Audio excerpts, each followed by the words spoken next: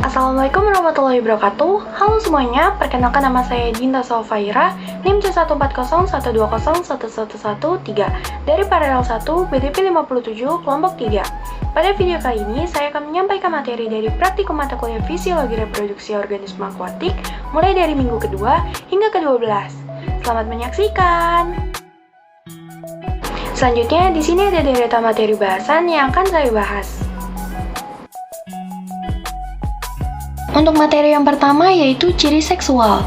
Terbagi menjadi dua, yaitu ada primer dan sekunder. Untuk yang primer ini berhubungan langsung dengan reproduksi dan hormon-hormonnya, seperti jantan yang memiliki testis, betina memiliki ovarium. Untuk yang sekunder ini dapat dilihat dengan kasat mata atau ciri-ciri fisik dari ikan yang dapat membedakan antara jantan dan betina, seperti sirip, bentuk tubuh, dan lubang pengeluaran. Selanjutnya, identifikasi ciri seksual sekunder pada ikan nila merah. Ikan nila jantan memiliki sirip dorsal yang lebih lancip dan perut yang ramping, sedangkan ikan nila betina memiliki sirip dorsal yang tumpul dan perut bundar. Dari hasil analisis saya bahwa yang bagian bawah ini ikan jantan dan bagian atas ini ikan nila betina. Untuk identifikasi ciri seksual primer, ikan yang digunakan ialah ikan nila merah yang telah diidentifikasi ciri seksual sekundernya. Selanjutnya, dilakukan pembedahan untuk melihat apakah hasil identifikasi ciri seksual sekunder yang telah dilakukan benar atau tidak. Ikan nila yang pertama dibedah yaitu ikan nila yang berada di posisi bawah dan diidentifikasi sebagai ikan nila jantan. Setelah dilakukan pembedahan, didapatkan jika ikan yang dibedah tersebut merupakan ikan nila jantan karena memiliki sepasang gonad testis yang berarti identifikasi ciri seksual sekunder benar. Kemudian, dilakukan pembedahan lagi kepada ikan nila yang berada di posisi atas dan hasil identifikasi sekundernya benar karena ditemukan sepasang gonad telur yang menandakan ikan nila tersebut merupakan ikan nila betina. Organ reproduksi ikan secara keseluruhan sama, di mana ikan betina memiliki organ reproduksi yaitu ovarium, oviduk, dan saluran urogenital, sedangkan ikan jantan memiliki organ reproduksi testis, vas deferens, dan saluran urogenital. Selanjutnya, materi perkembangan gonad. Gonad dari hasil praktikum mandiri didapatkan jika gonad ikan nila betina sudah masuk ke dalam TKG 4, yang dimana ovari besar, telur berwarna kuning, dan mudah dipisahkan.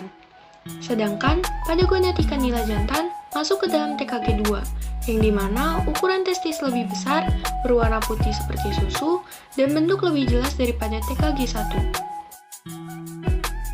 Selanjutnya ada materi diameter telur dan fekunditas.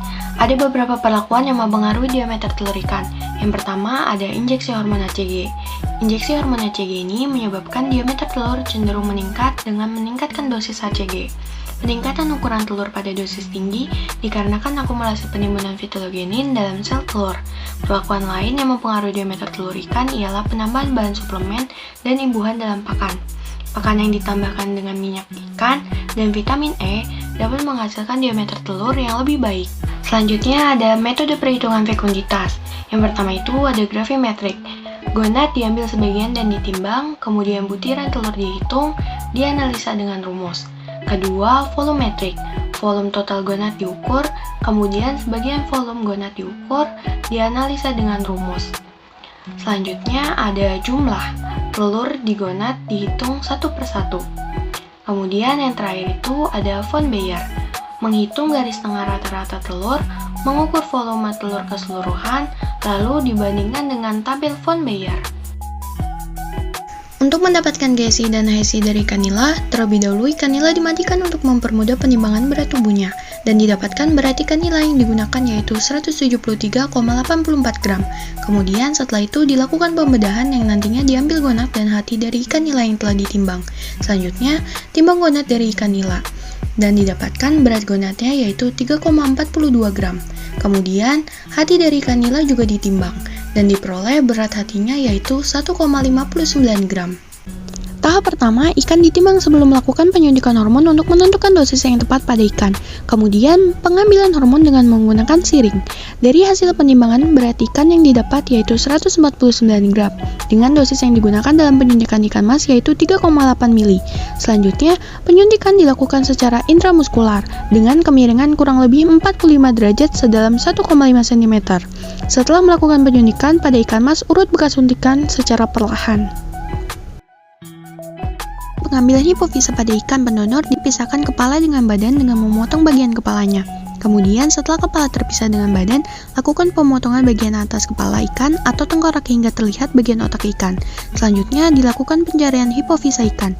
Hipofisa sendiri memiliki bentuk yang bulat berwarna putih sehingga harus berhati-hati saat pengambilannya dengan ukurannya yang kecil.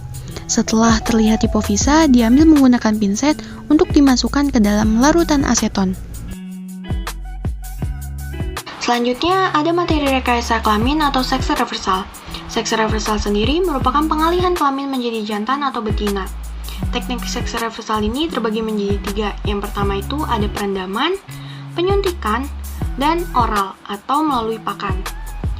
Video selanjutnya, aku akan menampilkan saat praktikum. Metode seks reversal dengan oral diawali dengan menimbang pakan yang akan digunakan, kemudian diletakkan di atas nampan dan diratakan. Selanjutnya, siapkan siring untuk pengambilan alkohol sebanyak 1 mili dan masukkan MT dengan dosis 0,6 ke dalam botol spray yang nantinya alkohol juga dimasukkan ke dalam botol spray.